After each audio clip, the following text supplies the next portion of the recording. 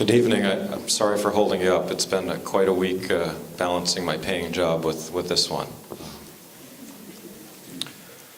This meeting of the Denville Township Board of Education is being held in accordance with the Open Public Meetings Act. Notice of this meeting was provided to the Daily Record and/or the Star Ledger of Morris County, has been delivered to the Township Clerk, and has been posted on the bulletin board of the Board of Education office and at each of the school buildings in the district.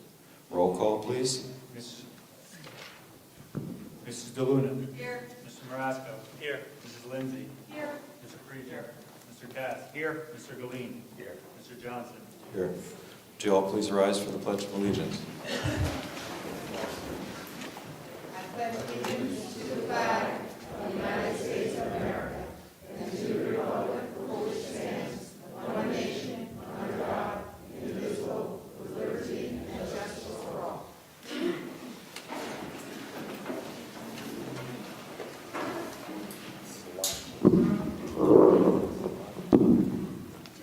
Good evening, everyone. Thank you so much for coming out on a Friday night. We really appreciate it. As I said on Monday night, we had to do the Friday night presentation because of the constraints that the state puts on us in terms of when we have to do a public presentation. They actually give you the days, so we're here on a Friday night and we appreciate your being here.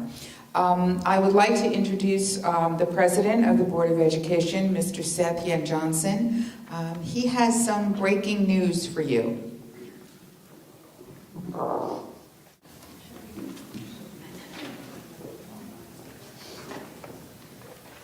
So as I said, it's been a busy week. Marian Leskis is the head of the association, the Teachers Association. And we've been working together, and we have a statement. In a spirit of cooperation and collaboration, the Denville K-8 Board of Education and the Denville Education Association worked throughout the night, this is last night, to reach an agreement that provides significant savings for the children and community of Denville, while recognizing the merits and hard work of our teachers. The Denville Board of Education will realize savings of more than $250,000 for taxpayers and programs throughout the district. We have also met with the Denville Administration Association, and they are agreeing to concessions that will realize additional savings for our community. They did this to support their staff and students. This once again goes to prove that Denville K-8 schools take pride in their children, achievements, and community. All right, thanks. It was a long night, but hopefully it'll be well worth it for the next school year. Thank you For the for taxpayers. working. It's a one-year extension to help us through these times, and we'll be working on the second and third year of the contract as planned later this month. I'd like to thank, in addition to the staff that joined Marian in the negotiations, Dr. Clark, Mr. Ciorpidia, and John Paragian, who gave up multiple nights this week to help make this happen.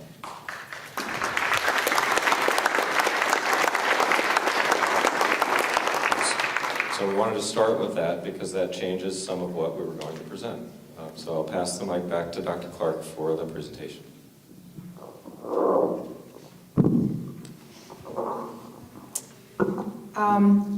One of the things that we have been waiting for this week is, in order to present a final budget to the public, we have to have county and state approval to do so.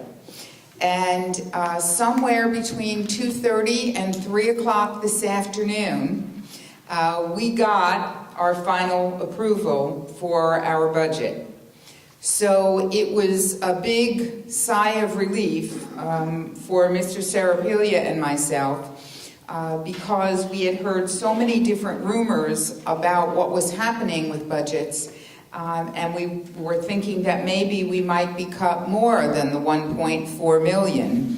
So we were very worried that as the clock was ticking today, that we were going to have to be making decisions to make more cuts to the budget later today, just before we got here. But instead, we had to revise our presentation for you and get our new pink sheets, because you know they change color every time the budget changes. The sheets change color. So you always want to make sure you have the latest one. Today's is pink. It may or may not stay pink. There may be another color tomorrow if the board makes some changes in what we're presenting tonight. Let me introduce Mr. Sarapilia, our business administrator, and he is going to take you through this budget process.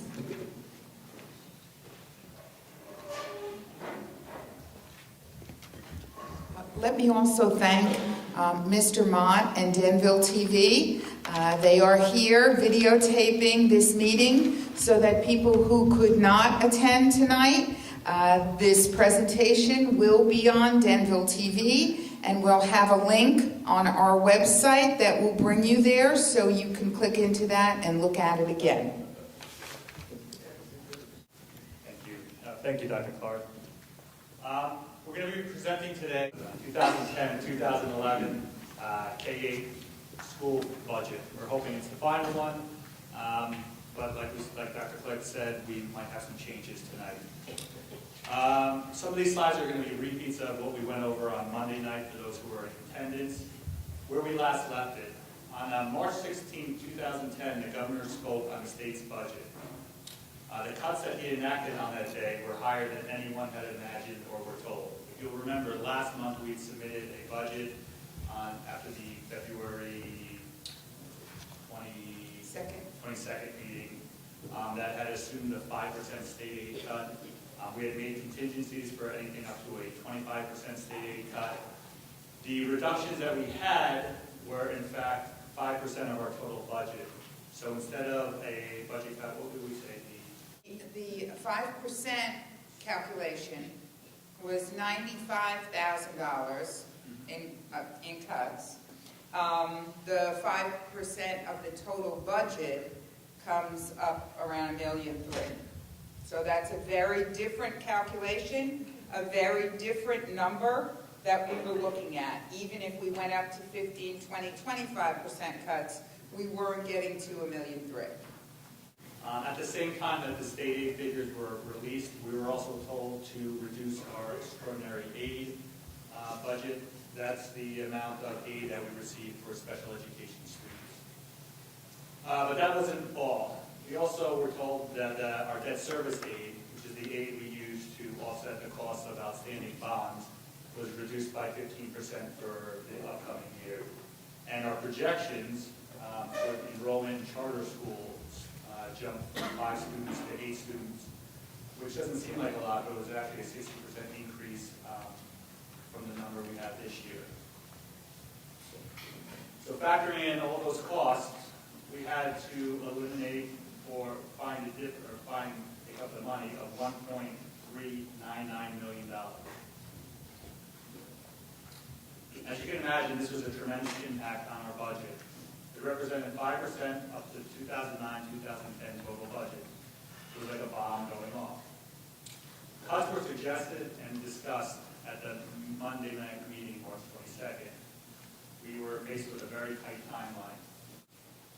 One of the things that I would like to point out is throughout this budget process this past year, we were told by the Commissioner of Education and from the Governor's office that the worst case scenario for us would be 15% cut of our state aid.